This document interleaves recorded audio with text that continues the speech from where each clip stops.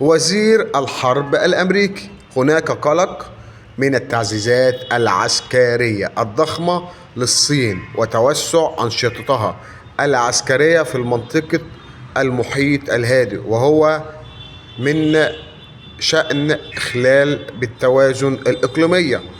طبعا كل واحد عايز يفرض نفوذه ويفرض قوته. الصين قوة اقتصادية وقوة لا يستهان بها سواء عسكرية أو اقتصادية. النهاردة وزير الحرب بيقول لك هناك قلق. لازم يكون عندك قلق، لازم تبقى قلقان ان دي قوة عسكرية، فالطبيعي ان سيادتك تبقى قلقان.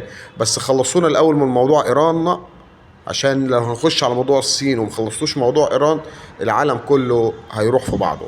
خلصوا موضوع ايران وبعد كده شوفوا موضوع الصين.